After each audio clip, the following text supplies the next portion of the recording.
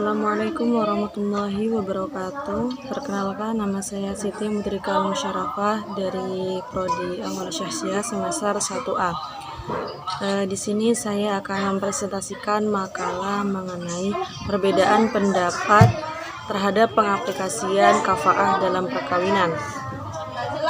Sebelum saya menjelaskan, di sini saya memiliki dua rumusan masalah yang akan saya bahas di sini. Yang pertama yakni apakah pengertian kafaah menurut Islam, dan yang kedua adalah perbedaan pendapat yang terjadi dalam masyarakat mengenai pengaplikasian kafaah dalam pernikahan.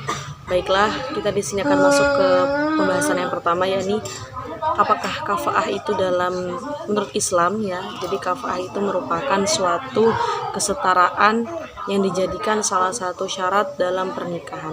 Namun di sini yang dimaksud dengan kesetaraan di sini agama yang dipokokkan dalam kesepadanan di sini. Kafaah sendiri berasal dari kata kafan atau yang bisa diartikan sebagai sepadan, sama. Juga dalam Kamus Besar Bahasa Indonesia, kafaah juga diartikan sebagai kesepadanan, artinya kesepadanan dalam sebuah perkawinan. Di sini juga kafaah menurut beberapa ulama dikatakan bahwasanya kesepadanan kafaah menurut Islam ialah kesetaraan dalam beragama, bukan lain dengan seperti yang harta, tahta dan lain sebagainya. Itu bukan syarat.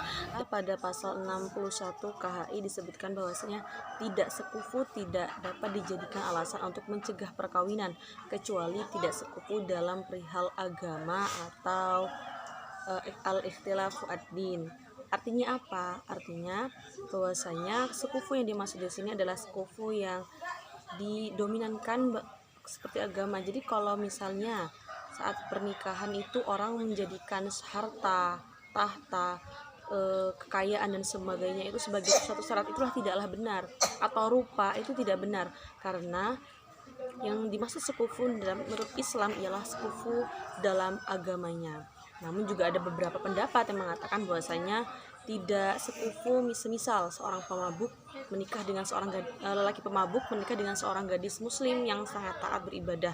Itu dia mengatakan bahwasanya itu tidak bisa, karena mereka dinyatakan tidak sekufu dalam perihal keimanan mereka.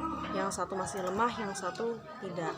Namun kita kembali lagi kepada hukum awalnya bahwasanya kafaah yang dijadikan patokan umat muslim ialah kafaah yang menjadi satu dalam agamanya, artinya sesama muslim, seperti itu. Kemudian rumusan yang kedua adalah perbedaan pendapat yang terjadi di masyarakat sekarang mengenai pengaplikasian hukum kafaah dalam pernikahan. Jadi orang sekarang ini banyak yang mengatakan atau banyak yang mengira bahkan bahwasanya kafaah itu sekufunya di sini tuh diaplikasikan bahwa seperti harta, rupa, pendidikan. Jikalau tidak setara, mereka tidak berhak menikah. Lain halnya dengan orang yang mungkin sudah mengetahui pada dasar hukum kafaah itu sendiri sebenarnya. Jadi orang sekarang ini mungkin yang tampan dengan tampan, yang cantik dengan cantik, yang kaya dengan kaya, yang berpendidikan dengan berpendidikan, yang bersekolah dengan bersekolah. Padahal sejatinya tidak seperti itu ya. Jadi kalau kita melihat dan menilai bahwasanya kafaah itu kita harus menikah dengan suku yang seperti itu, kita tidak bisa melihatkan ke suatu kebaikan yang benar seperti itu. Setelah kita mengetahui beberapa syarat dari kafaah yang menurut Islam, harusnya kita sebagai masyarakat dan sebagai umat muslim harus bisa membedakan, oh seperti ini ya kafaah dalam Islam yang sebenarnya, bukan sekufu seperti hartanya, tahtanya, pendidikannya dan lain sebagainya. Itu tidaklah benar dalam penilaian. Saya memiliki salah satu example atau contoh mengenai suatu selewangan pendapat mengenai perkufuan di sini atau kafaah ya di sini. Jadi ada suatu cerita di suatu daerah. Jadi ada seorang yang sudah melakukan, mungkin sudah seorang pasangan laki dan perempuan itu mereka sudah menjalin hubungan dekat yang bahkan mereka mengira bahwasanya mereka sudah meniatkan untuk akan melakukan suatu pernikahan seperti itu. Sebenarnya pihak keluarga sudah mengetahui nih si laki-laki adalah keluarga, mungkin anak yang baik, yang soleh, yang baik, yang selalu menjaga akhlak dan perilakunya begitu di depan orang tuanya. Saat orang tua sudah orang tua yang perempuan sudah membolehkan bahwa ya silahkan jikalau memang mau melamar anak saya. Kemudian singkat cerita, pada saat akhirnya sang laki membawa keluarganya datang ke depan keluarga orang perempuan, ternyata hal yang tidak diinginkan terjadi. Jadi orang tua sang perempuan pun menjadikan sekufu di sini tidak hanya di pasangan saja, melainkan di pihak orang tua laki-lakinya. Orang tua laki-lakinya itu hanyalah seorang biasa, seorang buruh tani biasa yang mungkin tidak memiliki apa-apa, tidak berharta, tidak berpendidikan. Padahal yang akan menikahkan anak laki-lakinya bersama anak perempuannya. Anak laki-lakinya alhamdulillahnya padahal bersekolah, memiliki pekerjaan. Tapi itulah mereka merasa kita tidak sekufu nih, kita tidak sepadan, kita tidak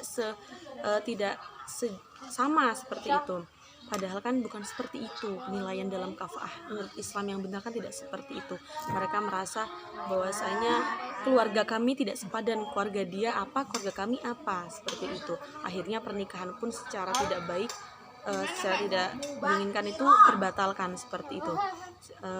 Dari peristiwa tersebut kita akan mengambil hikmahnya bahwasanya lagi-lagi kita harus memang dalam berpandangan Islam itu harus yang sesuai dengan apa yang sejatinya disampaikan oleh Rasul, yang dicontohkan oleh para sahabat, juga yang disampaikan oleh para ulama, seperti itu. Kita harus seperti apa, dan apalagi kita sudah ditetapkan kita hidup di negara Indonesia yang sudah di mana itu sekufu telah dijadikan suatu pasal dalam KHI itu pasal 61 sudah jelas. Tidak sekufu itu tidak menjadikan suatu pencegahan perceraian, kecuali nih tidak sekufu dalam perihal agama atau perbedaan agama, seperti itu sudah jelas karena disebutnya kan juga zina seperti itu kan, walaupun mereka sudah menikah beda agama itu tetap hukum dalam Islam itu adalah zina, jadi tidak bisa seperti itu. Mungkin kesimpulan dapat saya sampaikan dari kedua rumusan masalah ini adalah yang pertama, jadi kafah itu merupakan suatu kesetaraan yang ada pada persyaratan pernikahan.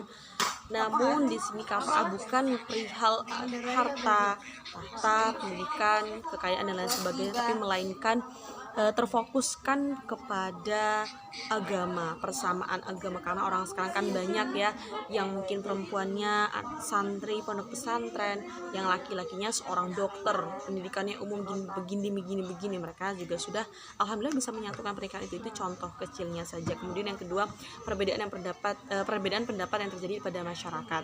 Jadi dari perbedaan pendapat ini kan kita sudah mengetahui nih bahwasanya oh yang benar seperti ini, akan lebih baiknya, akan kiranya kita juga bisa memberikan argumen yang terbaik kepada orang yang mungkin masih salah paham, salah kaprah dalam menilai hukum kafah menurut Muslim di sini. Jadi kita juga sebagai mahasiswi yang mungkin sudah belajar, ini kita sekiranya memberikan sedikit demi sedikit wawasan kepada orang yang masih salah dalam menilai hukum kafah dalam perkawinan yang seharusnya diterapkan dan dilakukan. Mungkin cukup sekian presentasi makalah yang dapat saya sampaikan. Kurang dan lebihnya saya mohon maaf, dan kepada Allah saya mohon ampun. Akhirul kalam, wallahul muwaffiq ila aqwamit thoriq. Wassalamualaikum warahmatullahi wabarakatuh.